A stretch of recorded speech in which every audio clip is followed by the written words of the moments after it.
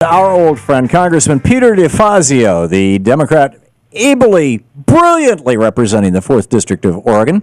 Congressman DeFazio, welcome back to the program. Hey, thanks, Tom. Appreciate it. Great to have you with us. So, Harry Reid, in about 5 minutes, turned this thing around that John Boehner had sent him over the weekend, turned this thing around and said, nah, we'll pass.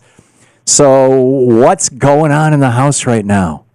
Well, it's deathly quiet. We're in recess, subject to the call of the chair. The press, the inside press is reporting that they're going to send back a bill that says that members of Congress and staff should be thrown out of the Federal Employees Health Benefits Plan and should not receive any premium support in exchanges, and delaying the individual mandate for everybody by a year. Of course, delaying the individual mandate kills the ACA, because the only reason under this, very complicated proposal, but the only way they were able to get the insurance industry to play along and sign up in the exchanges and offer reasonably, in fact, very well-priced policies in Oregon, I don't know about nationally in other states, is because they were going to get a group of people recruited who are going to be, potentially absent to something catastrophic or an accident, young people, going to be people who are going to be paying modest premiums, but not drawing very heavily on them, right. And that's how they could do away with the pre-existing condition clause. Right, so to get profitable customers. And individual mandate, in all probability, the industry is going to say, "The heck with this! We're not doing we're going back to pre-existing conditions." Yeah, which, or you see health insurance companies actually start going out of business if the law requires them to continue to. Well, New York, tried doing a mandatory coverage without the without the mandate, with precluding pre-existing conditions, and premiums went through the roof. Yeah.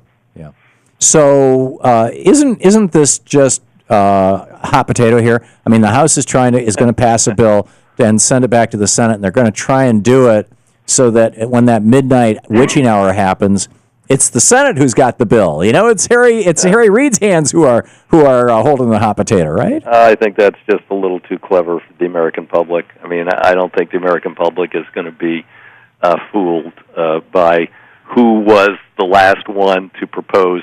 The Senate and Reid and the administration have been consistent, not bargaining or not being blackmailed. The House is just coming up with various demands. It's like a hostage negotiation, and they keep morphing their demands. So I don't think that's very good cover for them. I don't know who will end up holding the final bill, but we could keep doing that all night. You could do it, say, well, all right, well, let's keep going on. Let's just do this for the next how long till the next election?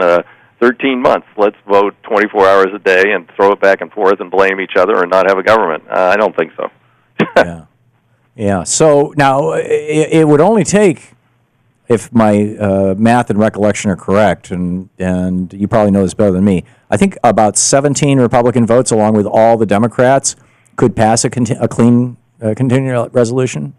Yeah, if everyone was present and voting, yeah, that's what it would take. So you'd have to look for 17 rare Republicans who are either retiring or are in districts that are not deep red, where they would be petrified of a Tea Party primary. Right. There may be 17. There may be. They gerrymandered so much with redistricting that, numbers I say, like 211 of their seats are, except in some extraordinary way, are not really contestable with the gerrymandering they did. Wow. Even by the Tea Party? Well, no. They're certainly contestable by the Tea Party in a primary. That's the whole point. But the Ds, are so disadvantaged in 211 districts that absent some extraordinary candidate or some big wave against the Rs, they got 211 solid seats. Right. That's a lot. That means they've got 20 or 19 that aren't, which maybe those 19 or 17 of those 19 would have the guts to withstand the threat. Even Greg Walden from Oregon has a Tea Party opponent now because he hasn't been screaming enough on the floor about You're kidding. Greg Walden is like vintage right wing. He just picked picked one up on Friday because he's not right of the right wing. It's amazing. But I mean, no, he still believes in government, and that's enough to get you a primary. I mean, these are sort of radical anarchist libertarians or something. I don't know. There's no political category for the people we're dealing with here. Well, actually, anarchists might actually describe them. I mean, if they genuinely believe what Ronald Reagan said in his first inaugural, that government is not the solution to your problems, government is the problem, then it makes a lot of sense to shut down the government because, hey, it's the problem. All right. No, it's That's just scary. Amazing to listen to, and it's like you consider the founders put their lives on. 54 men signed their own death sentences with the Declaration of Independence to create this government. We fought a bloody war to create this government. We fought a civil war to keep this government. We fought 2 world wars to keep this government free. And now you've got guys in the United States House of Representatives saying they don't like this government. That sounds to me like anti-Americanism.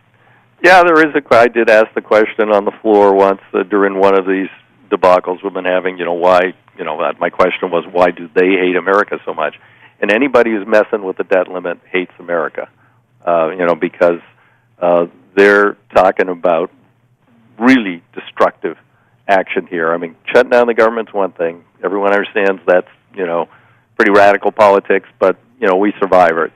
But, threatening to default unless...